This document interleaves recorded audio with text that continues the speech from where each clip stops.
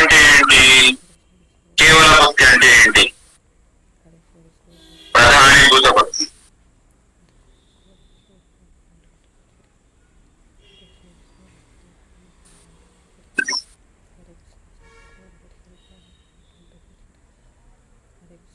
కర్మ గాని, జ్ఞానం గాని, యోగం గాని, యోగం అంటే అష్టాంగ యోగం, ఈ మూడు, కర్మ గాని, జ్ఞానం గాని, యోగం గాని ఒకవేళ భక్తికి సహాయకులుగా ఉంటే, భక్తికి సహాయకులుగా ఎవరు? కర్మం లేదా జ్ఞానం. ముఖ్యంగా కర్మ, జ్ఞానం.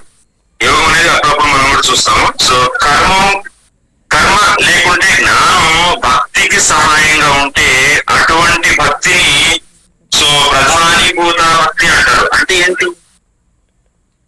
మీరు ఒక విషయాన్ని తెలుసుకోవాలి. స్వరూప సిద్ధాభక్తి అని చెప్పి ఒకటి ఉంటుంది. స్వరూప సిద్ధాభక్తి. స్వరూప సిద్ధాభక్తి అంటే ఏంటి?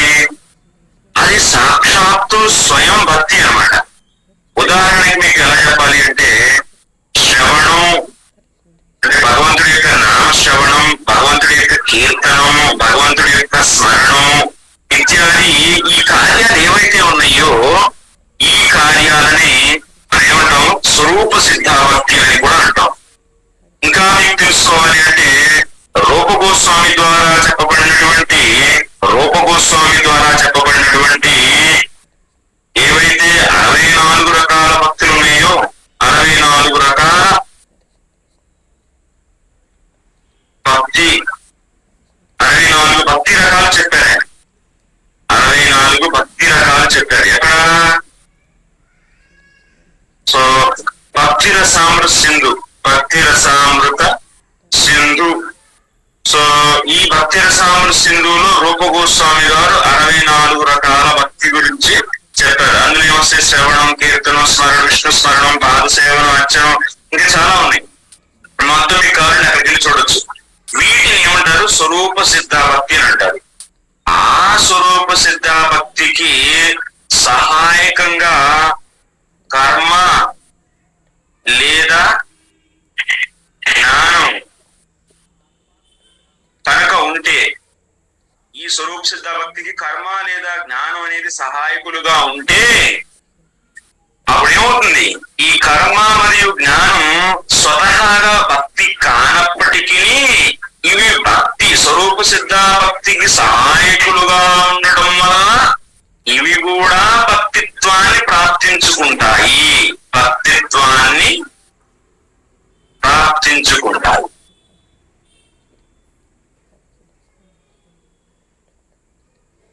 అప్పుడు ఇలా కర్మతో కూడినటువంటి స్వరూప సిద్ధాభక్తినే మనం ఏమంటామండి?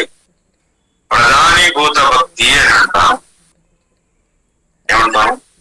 కర్మ లేదా జ్ఞానం లేదా కర్మ మరియు జ్ఞానం,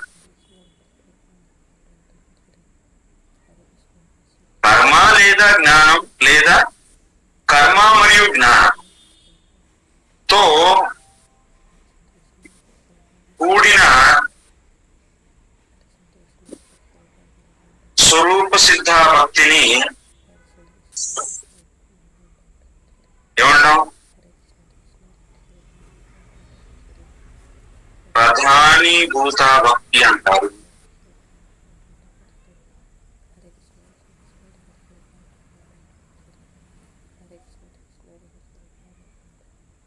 అంటే ఉదాహరణకి ఏంటి? ఉదాహరణకి ఒకడున్నాడు, దేవదత్తుడు అనేటువంటి ఒక అబ్బాయి అన్నాడు. ఎవరు? దేవదత్తుడు. చూడండి, దేవదత్తుడు అనేటువంటి ఒక వ్యక్తి ఉన్నాడు.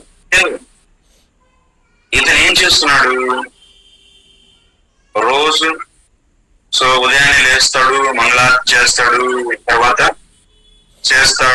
ఇంకా నామస్మరణం, నామజపం చేస్తారు, ఇంకా అభిషేకం, భగవంతుడి యొక్క విగ్రహ సేవ అన్ని చేస్తాడు. ఆ తర్వాత పొలం వెళ్ళి వ్యవసాయదారుడు అనుకోండి, వ్యవసాయదారుడు ఓకే, ఆయన పొలం వెళ్ళి చేస్తాడు.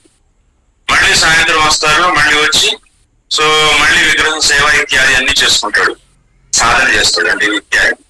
ఈ భక్తి ఏమంటారు? ఇలా చేసే భక్తి. అతను ఇప్పుడు ఉదయాన్నే లేచి సో భగవంతుడి యొక్క మంగళారతి అంటే ఆయన కీర్తనలు పాడటం, తర్వాత ఆయన యొక్క నామం జపం చేయటం, ఆ తర్వాత ఆయన విగ్రహ సేవ చేయడం, భగవంతుడి యొక్క విగ్రహ సేవ చేయడం, భగవంతుడికి భోగం అర్పించడం, ఇవన్నీ ఏంటి? ఇవన్నీ స్వరూప సిద్ధ భక్తులు. అవునా? ప్లస్ సాయంత్రం వచ్చి మళ్ళీ భగవంతుడికి సో నైవేద్యం సమర్పించడం, ఆ తర్వాత మళ్ళీ రాత్రి భగవంతుడిని శయనానికి పంపించడం, ఇలా ఇవన్నీ భక్తులు ఏంటి? స్వరూప సిద్ధ భక్తులు. ఇతను భావం ఏంది? ఈ వ్యవసాయదారుడు నేను కష్టపడి పొలంలో పనిచేసి నేను సో నాకు కావలసినటువంటి ఆహారాన్ని పండించుకుంటున్నాను, ఆ పండించిన పంట ద్వారా నేను ధనాన్ని సంపాదించుకొని ఆ ధనం ద్వారా నేను భగవంతుడి సేవ చేయగలుగుతున్నాను అనేటువంటి భావన కలిగి ఉన్నాడు ఇతను. అలాంటి దేవదత్తుడిని ఏమంటారు? కర్మమిశ్ర భక్తుడు అని అంటారు. అంటే కర్మమిశ్ర, ఆయన చేసే భక్తి ఏంటది? కర్మమిశ్ర భక్తి అంటే స్వరూప సిద్ధ భక్తి. మీకు ఒక విషయం చెప్పాలి, ప్రధానీభూత భక్తి ఎన్ని రకాలుగా ఉండొచ్చు? చాలా రకాలుగా ఉండొచ్చు. ఏంటి? కర్మ జ్ఞానము లేదా కర్మ మరియు జ్ఞానముతో కూడినటువంటి స్వరూప సిద్ధ భక్తి. కర్మ సహాయకురాలుగా ఉంది స్వరూప సిద్ధ భక్తికి. అప్పుడు అటువంటి భక్తిని ఏమంటారు? సో కర్మ మిశ్ర భక్తి